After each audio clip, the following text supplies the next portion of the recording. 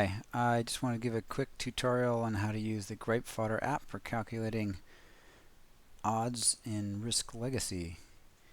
When you first come to the app, it'll look something like this. You're probably going to want to zoom in a bit to see better what's going on, so I'm zooming in. And actually, I guess it looked like this when you start up.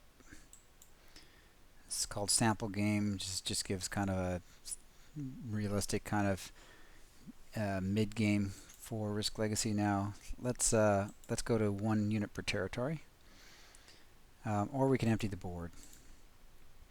Maybe we'll start with an empty board. So if you want to model an attack that came up in a game, what you want to do is you want to add units. The way you add units is you click on these little squares and you add them one at a time. I'm adding blue units one at a time here. If I want to change them to purple, I just click on the purple wedge. Now they're purple units. If I want to add them 3 at a time, I use this outer area, so I can really add them up quickly. And if I want to subtract them, I go to this white spot. So now I've cleared everything out. So let's model 8 attacks in Brazil, 8 units in Brazil, attacking 6 units in North Africa. So far all I've done is I've added units to the board. I'm not modeling any attacks. To model an attack, you click on a territory. I'm going to click on Brazil. You see this little square that came up? I'm going to just draw your attention to it. That shows you that there's an attack going. And over here, we see that there's just a summary there of what's going on. It says there's 8 units in Brazil. I can clear the attack, but while this is here, as long as you see this happening over here, that means there's an attack, and the application's in kind of a different mode, and I think that's what confuses people most of the time. So while I'm in attack mode, I can click on other territories. If I click on a territory that's not adjacent to Brazil, nothing happens. But if I click on a territory that is adjacent to it, then you see a little arrow. So this is showing my odds of being able to take over the rest of South America. Well, that's pretty likely to succeed because there's no units there to defend. Now let's go back. We're going to abandon the attack that I just set up because it was wrong. The way I did that is I clicked on the initiating little circle. Okay, another way to abandon an attack that you've made erroneously is you just go over here. Gonna use a little arrow here. Boop. Go over there to clear the attack. So let's start the attack again. I click in Brazil. I click in North Africa, and here we have information. If this little green nautilus shape shows you a lot of information. It's saying if I hover over the green part, it tells me 64% of the time I'm going to succeed, and I'll have an average of 5 attackers left after conquering. That's on my successes. When I lose, which is 36% of the time, I'm going to fail, and there'll still be 3 defenders there. And each of these little tiny wedges gives you more details. There's like a very small chance that I'll win with just 1 attacker. So that would mean I would destroy all 6 of those. I lose 6 of my units, and I have 1 unit left over to go in. So that ended with a 1-on-1 attack. There's a 9.3% chance, slightly bigger chance, that I will fail, and there will only be 1 defender left. So those 2 wedges tell you about the cases, the likelihood of it coming down to a mono attack there at the end. And then there's increasingly large. The length of the wedge tells you how many units you've got left. So there's a 5% chance I'll win, and I'll have 7 units to move in. That means I didn't lose any units. And you can look over in the chart over here.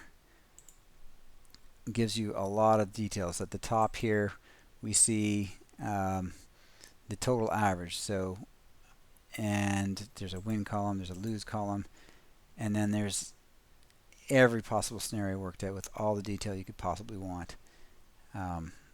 Actually, I need to scroll a bit to the right so you can see all of the information there.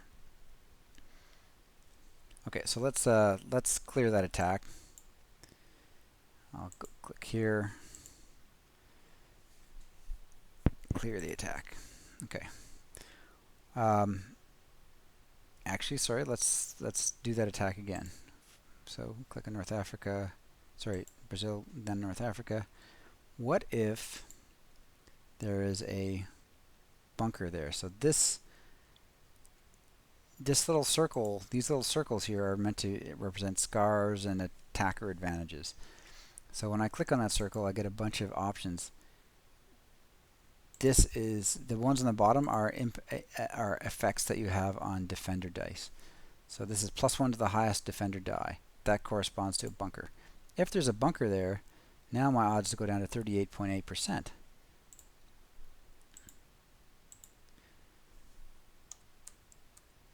Now, if I take away that bunker, that's going to update, and now my odds have gone up to 64%.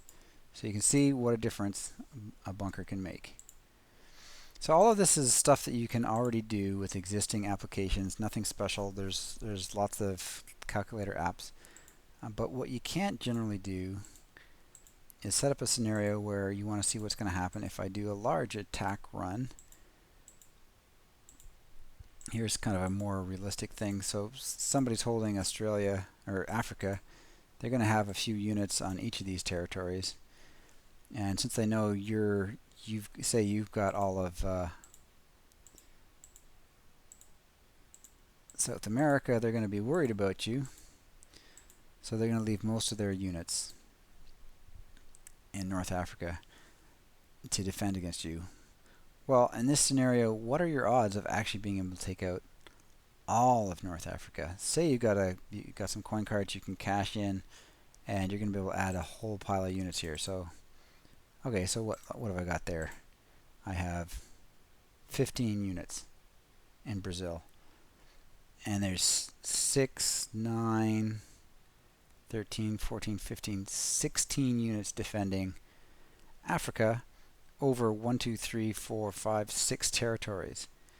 So you're going to have to kill, if you wanted to take over all of Africa in one turn, you would need to kill all 16 of those units and leave 6 units behind. What are the odds of that attack succeeding? I would say less than 50%, but I don't know what the odds are, so I'm going to set up an attack. Let's see.